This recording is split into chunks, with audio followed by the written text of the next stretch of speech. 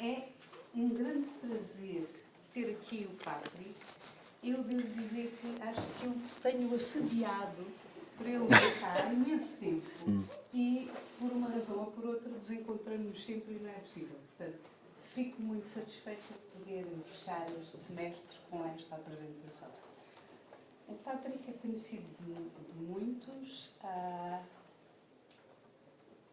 trabalha na Universidade de Lancaster, já passou por várias universidades, como estudante e como professor, e como estudante até aqui por Lisboa.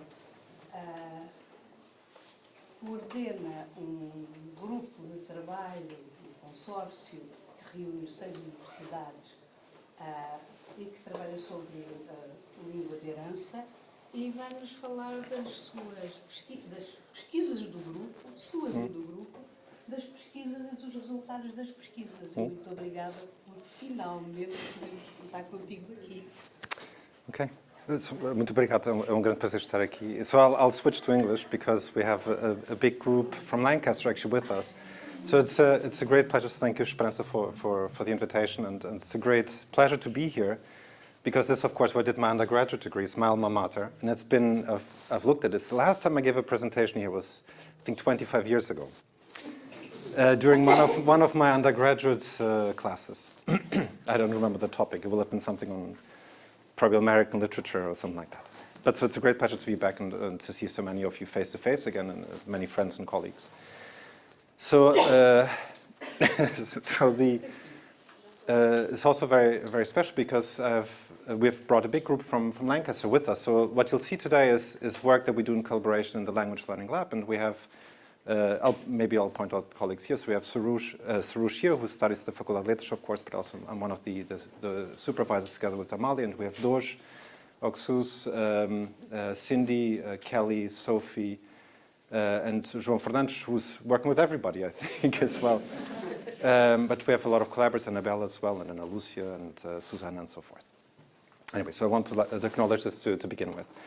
So I'm on sabbatical this year, so this is particularly, so I think that's also one of the reasons it worked out. And so I'm sabbatical this year, and so this is the question I'm trying to answer this year. So I'm writing a review paper, and I'm giving this talk at several places, and the idea is kind of to crystallize my thoughts around this issue. So thinking a little bit, what can cross-situational statistical learning contribute to, or tell us about bilingual development and second language acquisition. So today, what I'll do is I'll talk about several experiments that we've done in our group.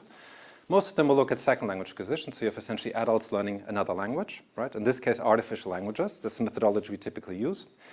But we have also then, in future presentations, hopefully other sources of information. For example, we're doing studies as well, they're ongoing, and Cindy, actually, she has the data already, looking at heritage speakers, cross-situational learning and heritage speakers of Chinese, English, bilinguals. This work done with Annabella as well. We're also doing a really nice EEG project with bilingual populations, and that involves Kelly and Cindy, and this actually looks at Portuguese, so the acquisition of Portuguese, but as an artificial language. And then we have a really interesting project where Ana Lucia is involved, and several of you are involved in developing the instruments, a British Academy project, where we're looking at bilingual children, and we also give them the statistical learning test I'm talking about. So that allows us to make a direct link between artificial language learning, the statistical learning task we have here, and then natural language competence. So the plan for today is, I'll kick off by telling you a little bit what statistical learning is, what is cross-situational learning. And then I'm going to talk in quite some detail about one study, and we call it the alien study, because it involves an artificial language, a very complex artificial language that has, well, where you observe different aliens doing different things. So that's a published paper. I'll go into some detail because it gives a really good idea of the methodology we typically use, so the way we develop the studies. And then in the second part, we look at variations and follow-ups from these types of paradigms. We look at two things, also looking at the aliens, 2 studies that are published, and then a few variations, looking at the acquisition of nouns, and that's work where we emphasize primarily the work done on Portuguese, L2 Portuguese. It's very recent work, we're currently writing it up, but I want to show you what we have. And some of the last project, I'll show you, we've literally just analyzed the data, so we haven't really had time to think about it, but it looks at L2 Portuguese. Okay, so if you have questions, please feel free to interrupt me. So language learning is very impressive, and that's something we can all agree upon, right? And so one of the reasons it's so impressive is because we have to solve many challenges in learning a new language. One of them, for example, is you have to find the words in a continuous speech stream. And of course, if you're an infant, you don't have words to begin with, so you need to figure out where the boundaries are in the continuous stream. But it's, of course, not the only thing you have to do. You also have to, so you don't just have to isolate the word forms, but also you have to identify the meanings, the potential meanings in the visual field, in the visual scene that you observe. And then, of course, you have to map the meanings onto form. So that's traditionally referred to as the mapping problem. So in this case, for example, you look at this painting, and you'll see, for example, the child has to associate the word coelho or hase or rabbit to that white fluffy thing. That's essentially it's the mapping problem, right? So you identify the word in the speech stream, you map the two things. Of course, the problem is that pairing a word and a scene is not enough to determine the meaning of word because there are potentially infinite number of reference, right? So it's the famous Gavaga problem. So how does the child know that coelho or rabbit doesn't mean just the ears of the white fluffy thing, or the shiny texture of the fur, or for example the action of hopping, or anything else for that matter, right? Yet of course we do solve this challenge, and we all have solved it, right? And we don't just learn words, of course, we learn verbs, there's different types of words, we learn grammar and syntax and morphology and so forth. And one of the most widely studied topics in psychology recently is precisely the ability of solving this riddle, so the Gavaga problem, by cross-situational statistical learning. So I'll talk about that in a second. So we know to solve these problems, we have linguistic and social cues, biases, assumptions, cognitive constraints, lots of input, interaction. In the case of L2 at least, formal education plays a big role as well. But as I said, one of the most widely things that has been studied in recent years is cross-situational learning. So what is cross-situational learning? Cross-situational learning refers to our ability to keep track of and compare information about multiple learning trials, so learning situations, and then make use of that information to acquire language. Okay? So think of it, it's a very fundamental ability. It's learning not in one single instance, but across multiple trials. It's incremental learning.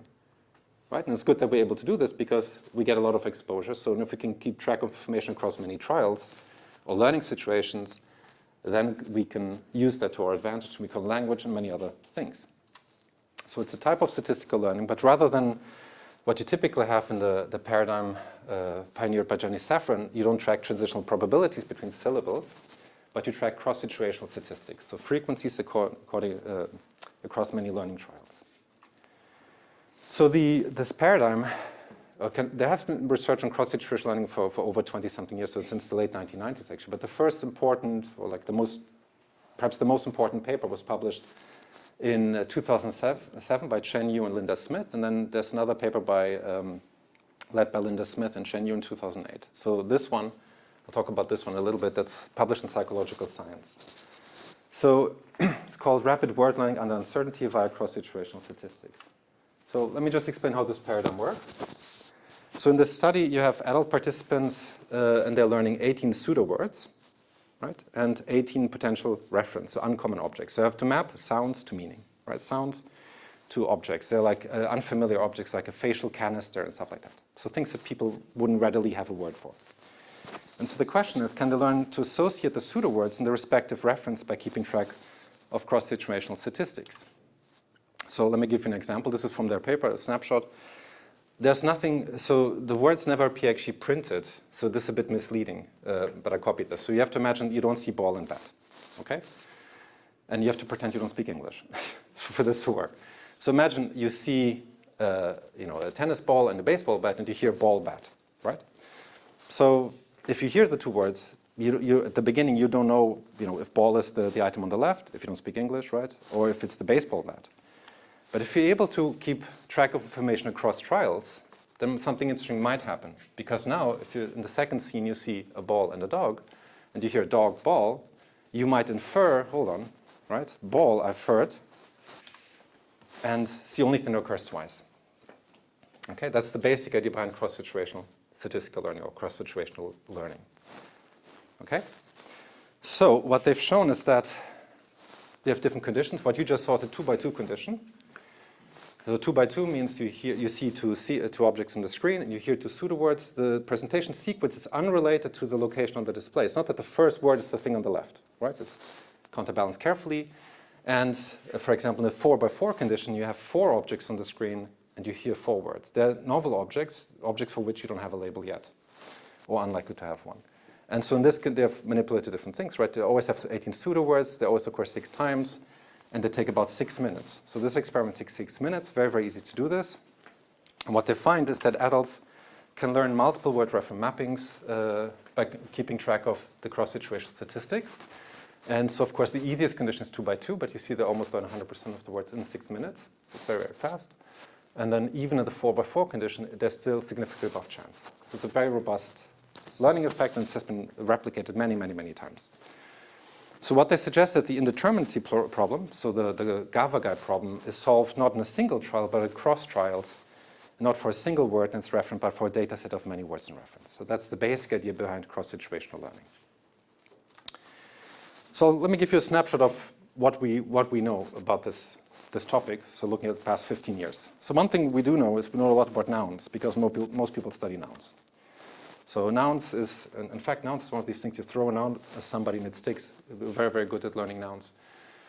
So Chen Yu and Linda Smith has shown that infants and adults can use cross-situational learning to acquire novel nouns. Then Bulgarelli et al. Showed that this ability is actually preserved in older adults as well.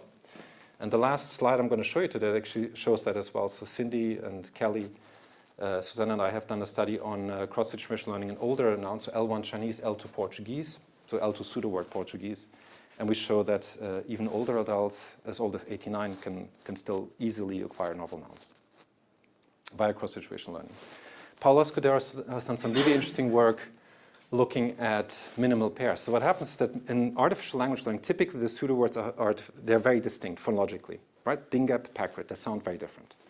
In real life, often there is overlap, right? Mat, cat, pat, whatever, right? You have minimal pairs.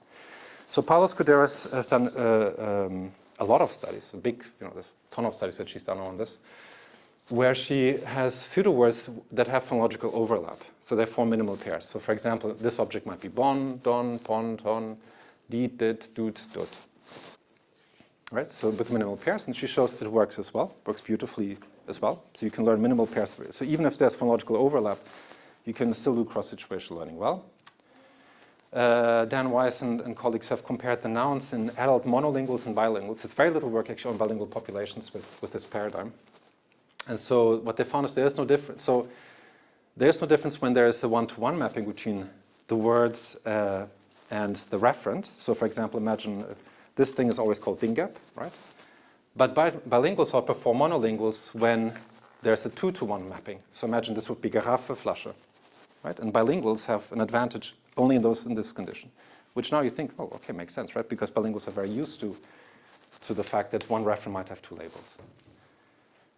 But as I said, there's very little work on this, and so Cindy, in the EEG study I mentioned, that's exactly what we're looking at, what happens if in 2-to-1 mappings, looking at EEG.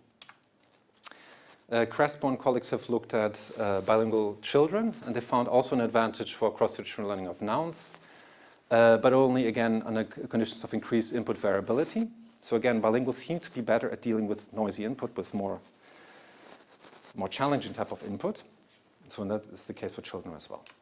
So then you can ask, okay, we know a lot about nouns. No, this is something we know a lot about. There's just a recent review was published on 15 years of cross-situational word learning of nouns. What about other words? So we know that this also works for verbs. So Scott and Fisher showed that 2.5-year-olds can use cross-situational learning to acquire verbs. And of course, we don't just learn nouns and then verbs and then adjectives and so forth, but we learn things at the same time. And my colleague Patrick Rebuschat has showed that actually you can use cross-situational learning to nouns and verbs at the same time in a really cool study published in 2015. So we can do things simultaneously. So this is where we came in. So Patrick and I are good friends and collaborators. We've been working for quite a while now. And we co-direct the language learning lab in Lancaster.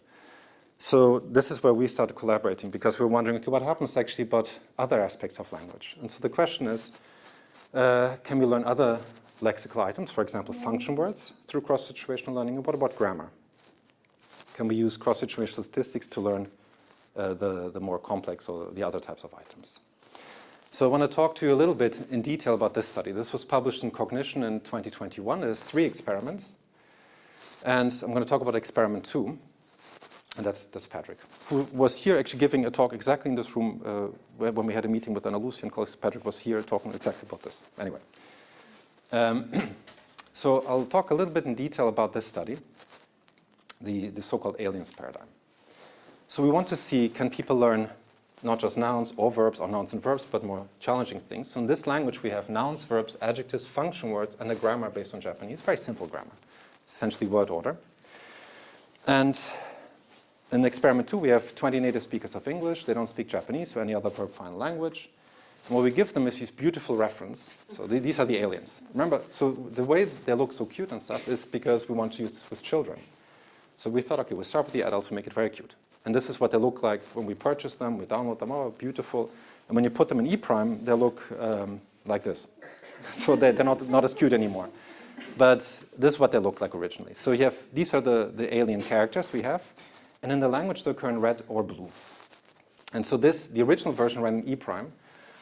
And we're very relieved to be finally done with E-prime, because Cindy has been setting this up in Gorilla. Gorilla has a function called Game Builder, which you have to pay for, as you can imagine.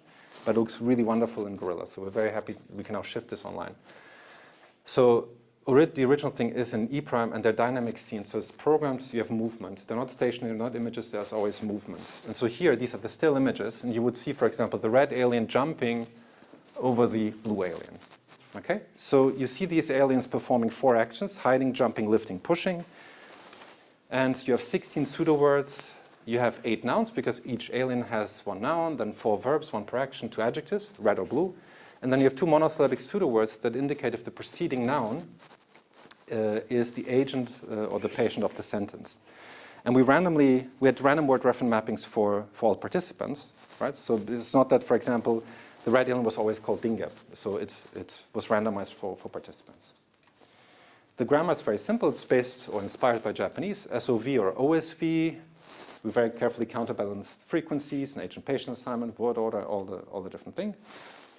And so typical sentence might be this. So Hagel, Chila, Tha, Gurshal, Samberg, New Fislin. So we had native speaker of English recording this, and we had some space, I don't know, a few 200 milliseconds or 300 or something in between. And they would hear a sentence like this. So that's what it would sound like. If you do artificial language research, this is complex, very complex. Typically, you have 1 word only, might have 2 words, but nothing as long as this. 7 words. We had different types of grammatical patterns. So verb phrase was always the end. It was either a subject initial or object initial. And the only compulsory things in the noun phrase is the noun and the marker word, because the adjectives were optional, which meant that the sentence could be as short as 5 words. That's the minimum you need to have. It could be 6 words, or it could be 7. So you had variable sentence length. And the task is very simple. You put the participants in front of the screen. They see 2 scenes. They see the movement. And they hear a sentence. And their task is very simple. They have to say which scene does the sentence refer to? Hagel, Chila, Tha, Gurshal, Samberg, New Fislin. Is it the left scene? Or is it the right scene? Okay? And importantly, we don't give them feedback. Because, we don't need to, we know that now, but we don't give them feedback. And what we want to see is, can they learn the language by keeping track of information across many, many trials? It's a very complex language, and if you try to do this consciously, it's very, very challenging. But we want to see, can they learn the language like this?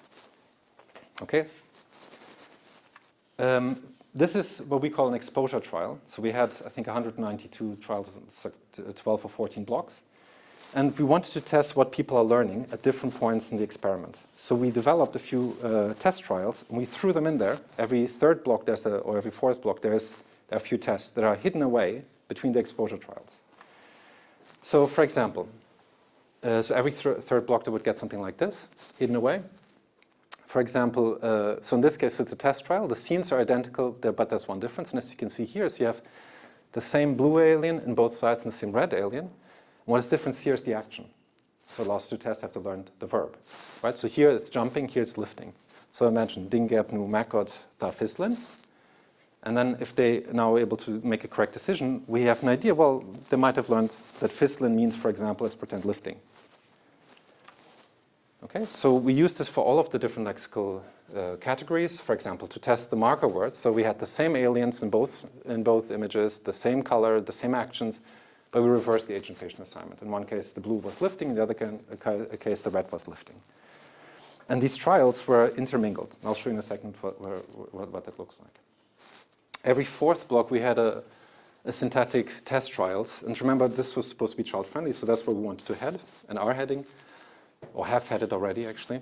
What we did here is we told our participants they would now just see one scene, and this was another alien from a very different planet. They're also learning this new alien language. And now the task was simply to say, does this new alien speak the language correctly in relation to the artificial language? It's basically like grammaticality judgments. And there we manipulated the word, or we had to move the verb to different positions and so forth to create different types of violations. So in experiment 2, what does this look like? So you have 16 blocks, and when it says X, it's just pure exposure trials.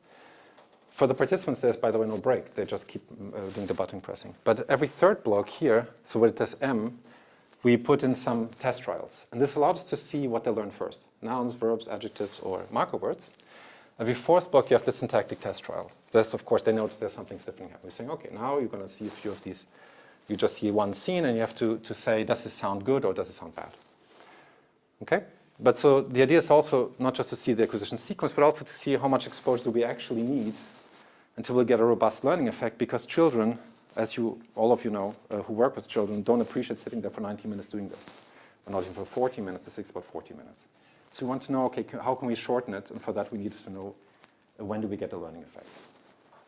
So in this paradigm, so what we find? We find significant above chance performance in the exposure trials, lexical test trials, and the syntax. That's the overall accuracy. And if you look at Ewan Smith, the way their paradigm works, remember you have all the so every time you see the reference, you also hear the word. But that's not the case with us, right? Because you have two scenes, but only one of the items. The advantage of this paradigm is that people have to enter a response, and that allows to track their learning as it unfolds. Okay, so you see here, for example, initially, first block, they're guessing their chance. Of course, their chance, they don't know, right? If I asked you, Dingepta, whatever, Gushal, Fislin, left or right? I don't know. 50% would say left, 50% would say right. But what we see is that after 48 trials, there's going to be a chance. They're not guessing anymore. And then it flattens out at around 80%. But 48 trials is enough to give you above chance performance in this paradigm. And we can do this because of our paradigm as opposed to Ewan Smith. The Ewan Smith, you cannot look at the learning trajectory. And then we can look at the acquisition sequence. So we see that they've learned verbs and syntax first. So how do we know this? Because they're above chance already by the time they get to the third block. So it's the third, 9th, 12th, and then the 15th or 16th, the 15th block here.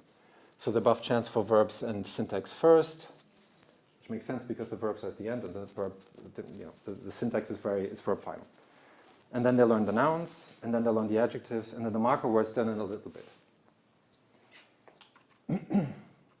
Which is interesting because the marker words is the most frequent thing. In every single sentence that you have, there is the marker word stanu. It's the most frequent thing. The rest is not as frequent. But it's the most challenging thing for them to learn. And if you want to, we can talk about this later, why this might be the case. So in this paradigm, we see that adults can learn novel nouns, verbs, syntax simultaneously without intending to, without feedback, and without becoming fully aware of the knowledge they've acquired. And of course, under conditions of very substantial referential uncertainty. They also learn the adjectives and the marker words, but learning appears more limited. We also know, so in the cognition paper, one of the reviewers said, but how do you know it's not because of the lexical tests in between? And we said, well, we don't know, but we did another experiment and we added that to the thing. So this is one of these cases where the reviewer number 2 is very annoying, but but it's a much better paper because of reviewer 2. And so we did another experiment. We did experiment 3, and experiment 3 removed all the test blocks, and we found the same thing. So if you look experiment 1, 2, and 3, experiment 1, we have a single screen only. There is no referential uncertainty. Remove that. Then experiment 2 is a dual screen, and experiment 3, we only test them at the end. And so we get the same result across the experiments. So this is the aliens paradigm. So we've used this very extensively in loads of different variations. In fact, I'm very, very happy because of Cindy's gorilla skills. We're now setting up a version that we're changing from Japanese to Portuguese. So next time I come, I hope to have Portuguese pseudo-words and Portuguese syntax and very interesting things to say about Portuguese. This has to do also with the fact that we have established in Lancaster a Camões Institute Cathedra. And so we have a lot of support to do work in Portuguese, and we're very, very happy about that. And so that's also one of the reasons we're shifting a lot towards Portuguese. So I've explained the basic paradigm. Now I want to show you now variations and follow-ups. To give you a big picture idea of the work we've been doing with these students here, these our amazing students. So we have a lot of work done on vocabulary and grammar simultaneously. So we're doing this work. So there are several studies using this aliens paradigm. And then after Cindy and Summer, we had 2 PhD students who joined us a few years ago. Actually, we shifted and started doing a lot of work on phonology and vocabulary. So it's Cindy's work, especially so where we look at the role of phonology in cross-situational word learning. And there's also Sophie's work. Actually, Sophie and Cindy actually joined us at the same time. So both of you are here. We've done a lot of work on age effects, for example. We look at either acquisition and also work in children. We've done the younger versus older. Sophie has a case studentship that's an ESRC studentship, so it's like the FCT in the UK, and it's a case studentship that's in collaboration with the Camões Institute. So Sophie will do some really interesting work also looking at the aliens in adolescents, Portuguese, English adolescents growing up in the UK from the Camões network. So we'll have that as well. Neil Walker has done work on memory. I'll talk about this in a sec. We've looked at the effect of language background and cross-linguistic influence. For example, L1 Chinese, L1 English, and L1 German, learning a very complex artificial language with morphology. This is work done by Yuki. So we've manipulated those variables. We've also done some work on auditory acuity using Kazuya Saito's test battery. That's especially Cindy's work. We had we have one student looking at musical ability, some work on mood. You know, it's completely under research. So the effect of emotional language learning, it's completely under research. But so here we have a cool paradigm looking at the aliens, and what you do there is you induce mood, happy, neutral, sad. This is done in psychology. There's a database called the IAPS, International Affective Picture Scale, and you can select happy mood pictures, neutral or sad, and the sad ones really get you down. So they're very distressing images. But you can then embed these, right? So, and then you can see how the mood of the person affects learning. We have several studies on production. I'll mention one of these in a second. And we have a really cool study that's done by Sophie, actually. So Sophie's study is the first one to look at production. Everybody's done comprehension. Nobody has looked at production, which is interesting because, of course, we learn language to use it as well, right? So Sophie has some really cool data. Look at L2 Portuguese pseudo words and production of Portuguese nasal vowels. Anyway, so in the second part of this talk, I would just like to give you a snapshot of variations we've done. The first to look at the aliens paradigm, and then the last 3 is work on cross-situational learning of nouns. Let me just maybe check. Let me just check what time it is to make sure, because I can skip bits and pieces. So we have enough, yeah. So maybe I'll talk about Walker et al. I'll skip the Mona and Ruiz-san, so and then I'll go straight to the noun work, so that we have enough time then for discussion as well.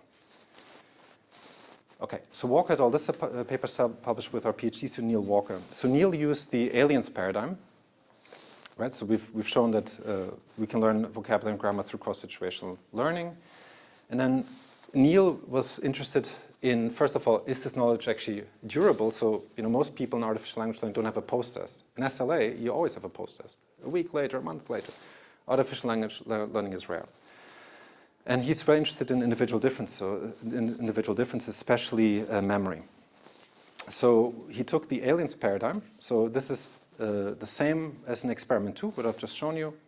But people also completed a battery of tests. These are widely used tests: a normal repetition, an automated O-span, and then 2 declarative tests, one for verbal and one for visual declarative memory, and then a procedural memory test. But as I said, the aliens task is the same. People have the 12 blocks. They complete the tasks. There's a 24-hour delay, and it was literally 24 hours. So he had to chase. So people finished at 2. They did the thing 2 days later. that had to do with effects of sleep. So my colleague Patrick also was very interested in the effect of sleep and memory consolidation. So it needed to be very, very precisely timed, delayed post-test, individual difference battery.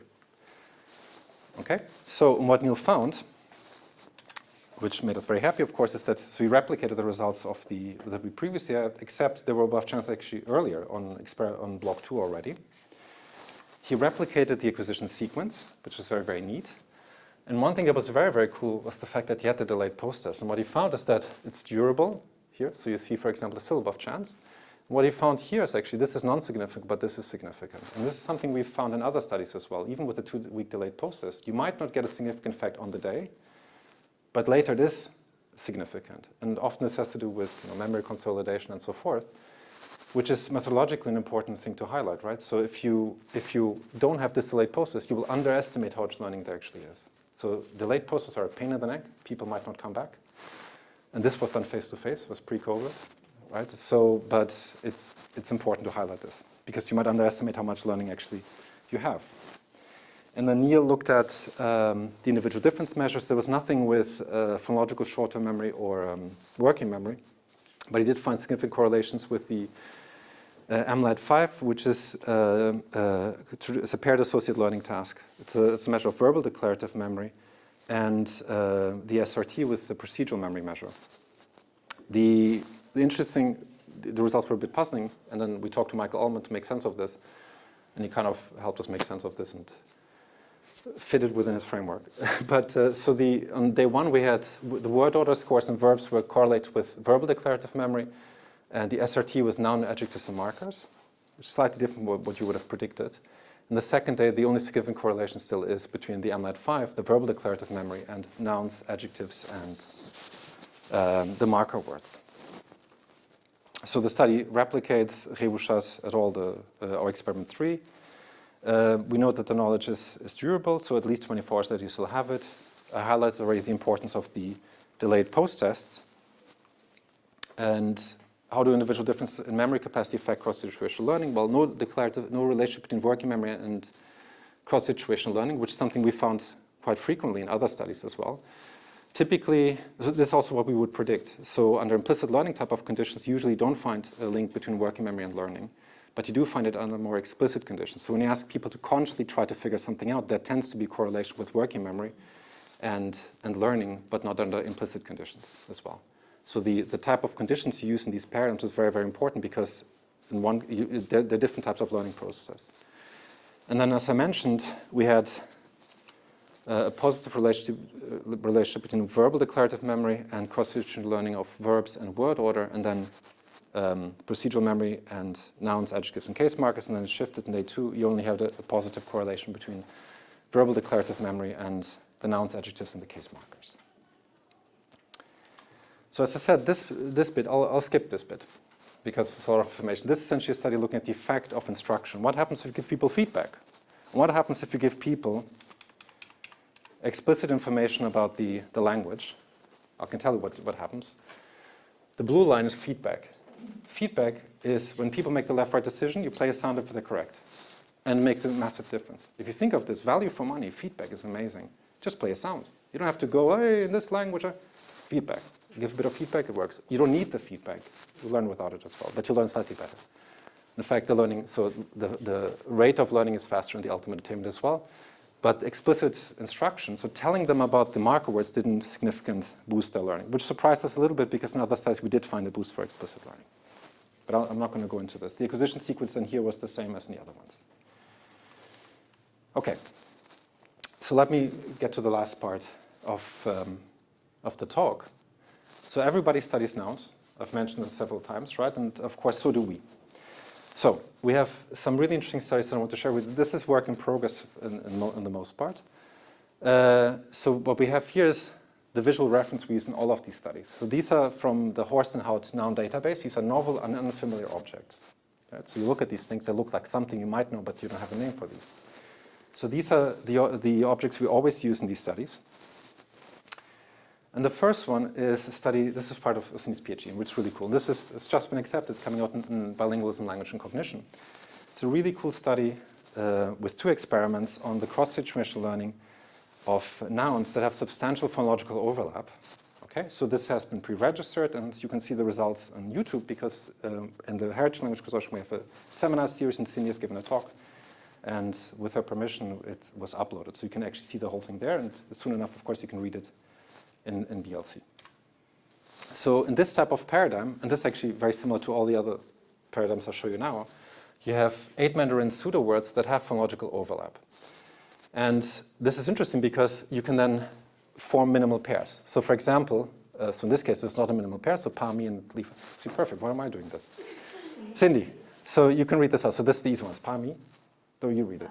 Ah, there you go. This one? All right. Not a minimal pair, right? So about these two then. Can you just read two? Okay. Then consonant minimal pair. And these two? Vowel minimal pair. Oh, and so these are the interesting ones.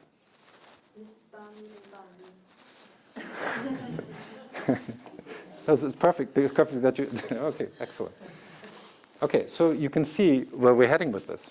So Escudero looked at consonants and vowel minimal pairs, but they didn't look at tones. So this is really cool. So how does these paradigms work? Again, on the scene, and you hear one word. So you never hear the two words. You always hear one. So pa, mi, for example, is it the left object or the right object? Okay. The critical manipulation is what we do here is we juxtapose words that are associated with different pseudo words, and they might be associated with a minimal pair. So if this, for example, were pa, mi, and this would be pa, mi, right? So, right? Then you all of a sudden have something interesting happening, right? Because if they can really distinguish between the minimal pairs, then they should be able to still be able to pick the right one. So the key thing is the words, you always present just one sound, but you see two objects, and they might be associated with pseudo words that form a minimal pair. Okay, so what Cindy finds is this. So Mandarin English native speakers can rapidly learn the new words after only 10 minutes. It's very, very fast. Okay, with Escudero, it's 3 minutes. No wonder she does so many experiments. It's 3 minutes. Very fast. So 3 minutes, Chinese native speakers, English native speakers. Overall, you think, oh, they're just as good, right? But the interesting thing is then this. So what happens if you have if you manipulate the pseudo words, the objects on the screen, and you manipulate what words they're associated with? So at the top, the green line is what happens if they're not minimal pairs, the two words that are associated with the two objects. And you can see if you have not minimal pairs, the task is very easy. But then if you look at the consonant vowel minimal pairs, these are these two lines here, the Chinese native speakers can do it. But of course, it's more challenging. Yes, it is more challenging, right? Pat, mat, cat, etc. They are more challenging. So and with tones, it's even more challenging. But the Chinese native speakers can do it. It exists in the other one.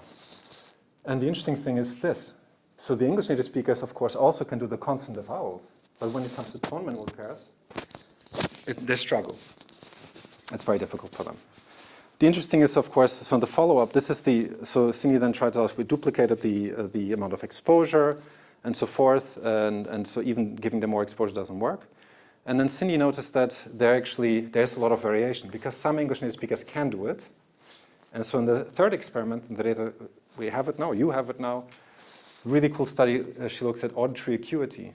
And because we have Saito's test battery, right, and she looks at auditory acuity, so can they perceive the difference. And she also looks at eye movement data versus the overt responses.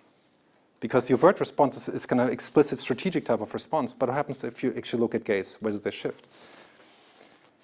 And sorry, but this, so what happens is, what happens actually with individual differences? What are the correlations? We're going to talk about this tomorrow. Yes, so we did find. Yeah, so what is it? So melody skill and pitch discrimination skill. So domain general pitch discrimination and the melody discrimination from that test battery will give you a significant effect. You're able to do it, even if you're a native speaker of English. And beautifully, the online measures, the eye movement data, and the responses, the offline measure, they correlate. They give the same type of data, actually, which was interesting. So the second study I want to show you, I've just written this up. This is worked on with Susanna Annabelle and João Fernandes in the olden days, João Fernandes. So this is now we switch to Portuguese. So I'm very excited about this data set. We literally just finished writing this up. So there are 2 experiments. Look at the role of phonology and instruction L2 word learning pre-registered. And now what we did is we looked at Portuguese pseudo-words, 24 of them. And we have different non-native contrasts, so le, nye, e, o. So you have words like paulo, palho, quino, quinho, deto, deto, poto, poto. And it looks exactly like Cindy's. You see the paradigm is exactly the same type of thing. We have the same type of words, so we have beautiful comparability to Cindy's work as well. In experiment 1, we have L1 English, L1 Portuguese adults. A lot of them collected through our networks here. So now you see the data, right? So it was very difficult to complete this actually, because in the old days, I think everybody liked doing experiments. Now that people just get bored, a lot of people started the experiment and dropped out. But so this, I think, Jerome, you did one of these as well. I think you did one of these. Yeah. Yeah, so you're probably the outlier. No, so anyway, so imagine, again, you have the two objects on the screen, you hear palho, palho, okay? And again, we have the minimal pair manipulation, but of course there's consonant vowel minimal pairs or non-minimal pairs. And what you see here is that the L1 Portuguese slightly outperform the L1 English group, so overall you get a significant learning effect, they're quickly above chance, they can learn the 24 words. But let's look at the final level of detail, and what we find here is actually the same as in Cindy's experiment. The Portuguese native speakers and the English native speakers do really well when the objects on the screen are not associated with pseudo words. So the palho, if one is palho and the other one is palu, they struggle with it. But if it's palho and quinho, then they're okay with it. So having minimal pairs decreases the learning. But the Portuguese native speakers, they can still do it. They can deal with vowel and consonant minimal pairs. The English native speakers are down here. Right? So what is hidden behind this effect is actually the fact that the phonology really, really affects their ability to learn these new words. So it's very similar to what Cindy has found. And then we thought, okay, what can we do about this? So Cindy's idea was looking at individual difference, which she did. In our case, we thought, why don't we give them some phonetic training? So working with Susanna and Abello, you end up always, at one point we end up with phonetic training. If you work with me, you end up doing cross-situational learning. If you work with them, you end up doing phonetic training work. And it was really interesting because we had 3 conditions, this experiment 2. 2 got phonetic training with classic phonetic training tasks, the AX task, auditory discrimination, and then the third group didn't get any phonetic training. They just did cross-situational learning at the end. So phonetic training, for example, the AX task, you would hear, for example, you have different pseudo words. I don't know, let's pretend, do you know what pseudo words would you have in the training? So not palu palu, that's what we had in cross-situational learning. But the point I want to make is we didn't repeat them. But essentially you get 2 pseudo words. Those are words. Yeah, but so you get different words, and what you have to do in the AX is just say, are the 2 words the same or different?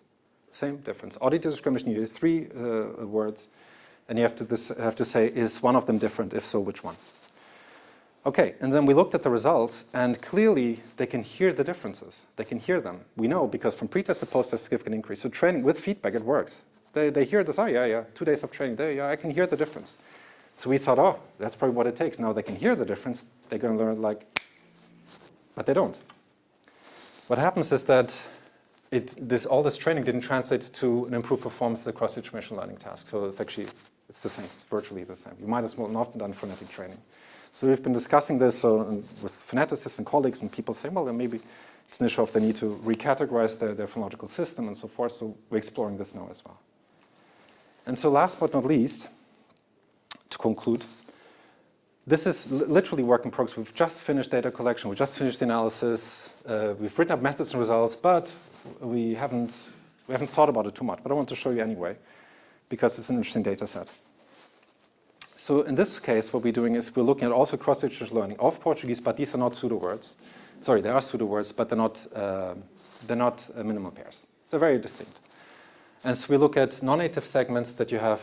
So non-native for L1 Mandarin speakers. These are segments that you have in Portuguese, but not in Mandarin. So quinho, rifu, detu, sindu, for example. And then we use the LSBQ, the Language and Social Background Questionnaire, which is one of these, you have several validated questionnaires in bilingualism research, and this is one of them, the LSBQ by Ellen Bialystok and colleagues. So what we do is people do the task.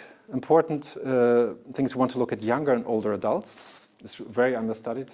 Language learning in older adults is completely understudied, actually. There are very, very few studies. Everybody studies young undergraduate students who are full of energy and stuff like that, right? But we learn language across the lifespan. So older adults have very, very little work. There's one study, I think, that looks at, well, there's one study that I know of that looks at cross-situational learning in older people. So the younger group, the average age was 23. The older group was 69, and it went all the way up to 89. So it's a nice range. And we thought, okay, can they do it? And then we want to look at the LSBQ. The LSBQ, one of the advantages is that it's a validated questionnaire, which is good. But I think one cool thing about the LSBQ is it gives you a composite score that kind of gives you an idea of the degree of bilingualism. And the idea is, if you look at the bilingualism literature, there's a lot of debate about, well, it's not debate, people agree that you shouldn't compare necessarily monolinguals and bilinguals because it's not a good comparison. So a lot of people have suggested we should either compare bilinguals against themselves or use language experience as a continuous variable. And the composite score in the LSBQ allows us to do that. You can also use the LSBQ to divide into monolingual and bilingual groups. They allow for that as well. And the idea is if somebody has a score of minus 3.5, I mean, Kelly, you did the analysis, I think it's about minus 3.5, then you can call them monolingual. If they're above 1.5, you can call them bilingual. But typically, the idea is to use the actual score as a continuous variable in your analyses. And this is what we find. So we find that cross-situational word learning, in this case of Portuguese, pseudo-words is preserved, so older adults actually start better off, and then the younger group has a steeper learning rate, but they're both above chance. I'm not sure if this is a significant difference at the end between the two. Is it? So the younger learners outperform the older ones, but both show a significant effect. And then what's interesting, we want to look at the LSBQ, and this is what we have. So essentially the green triangles are the younger adults, the older adults are these circles, and there's no correlation. So you see it's a big distribution. In the groups, the older adults, you have some who are more bilingual, but most of them are monolingual, as you would expect. And then it's different for the younger population, but there's a relationship between the degree of language experience, how much language experience you've had, and your ability to do this task. So it's different, for example, Jason Rothman and colleagues have looked at degree of language experience and, for example, at the brain and how it affects even the neural structure, and they do find differences, but this doesn't seem to affect your ability to do cross-situational statistical learning. Okay, so just to summarize, what have we learned? So we've learned that cross-situational learning is sufficiently powerful to support mapping from multi-word utterances to very complex scenes. So we went away from the acquisition of just one pseudo-word to one object. We know we can, vocabulary and grammar can both be acquired at the same time from cross-situational statistics. We need much more research to look at individual difference, for example, so age effects, so learning across the lifespan. There's very little work, still too little work looking at younger populations as well. More careful work on cross-linguistic influence. We have done some work. As I mentioned, Yuki, one of our PhD students, has looked at this.